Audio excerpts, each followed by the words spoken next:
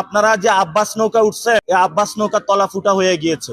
তারেক রহমান যে কে ভুল করেছে তার পাপের প্রায়শ্চিত্ত আপনারা ভোটের মাধ্যমে নিশ্চিত করবেন। এসব গুন্ডা মাস্তান চাঁদাবাজদের সাথে নির্বাচন করে নিজের মান ইজ্জত যাচ্ছে। উনি এসব গুন্ডা নিয়ে কিভাবে প্রধানমন্ত্রী হওয়ার স্বপ্ন দেখেন? আপনি না আসতে দেওয়ার কে? জনগণ যাকে চায় সে হবে। কিছু বললে বলে ছোট বাচ্চা, বেয়াদব। তো আপনি কত বড় হয়েছেন, ঋণ খেলাপি করেছেন, 2100 কোটি টাকা একটা ব্যাংক থেকে নিয়ে গিয়েছে। তাকে বিশ্রাম নেওয়া উচিত। বিএনপির যারা নির্যাতিত ছাত্র দল এবং যুব দলের যারা নির্যাতিত নেতাকর্মী, আমরা তাদের প্রতি একটি আহ্বান জানাবো। আহ্বানটা হলো যে আপনারা যে আব্বাস নৌকা উঠছেন, এই আব্বাস নৌকা তলা ফুটা হয়ে গিয়েছে। এই আব্বাস নৌকা থেকে দ্রুত নামুন, এটা আপনাদেরকে বাঁচাইতে পারবে না। গতকালকে এক বৃদ্ধ লোক বলেছিল যে মহল্লার ছেলে আব্বাস। মহল্লার ছেলে আব্বাস হলো, মহল্লাতে কি ছেলে একটাই আব্বাস আর কেউ নাই? এজন্য আমরা বলবো যে মহল্লার আরো অনেক ভালো ছেলে আছে। আগামীতে ধানের শীষটা তাদের দিবেন, এইসব সন্ত্রাসীদেরকে আপনারা আর দিবেন না।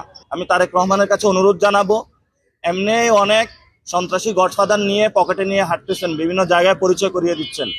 আমাকে যদি ঘাটান, আমি সবার আমলনামা ইনশাল্লাহ প্রকাশ করে দিব। আমি আর বেশি কথা বলবো না আব্বাস ভাই সম্পর্কে। আমি ওনাকে একটা সুযোগ দিয়েছিলাম, সায়দাবাদ টার্মিনালে কে চাঁদাবাজি করে, চাঁদার ভাগটা কই যায়?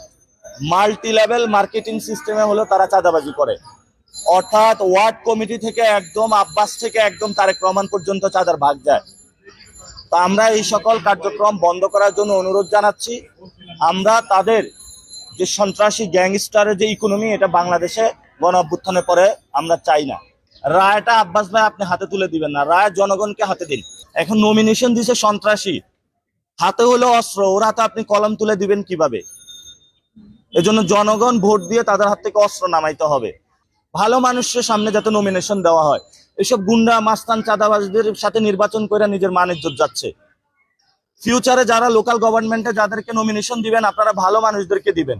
আমরা আশা করব যে আগামীতে তারেক রহমান ভালো মানুষদের নমিনেশন দিবেন। আর উনি এসব গুন্ডা নিয়ে কিভাবে প্রধানমন্ত্রী হওয়ার স্বপ্ন দেখেন? উনি কি পার্লামেন্টে কতগুলা গুন্ডা সন্ত্রাসী লয়ে ঢুকবেন? পার্লামেন্টে আমরা ট্যাক্সের টাকা থেকে গুন্ডা সন্ত্রাসী পালার জন্য?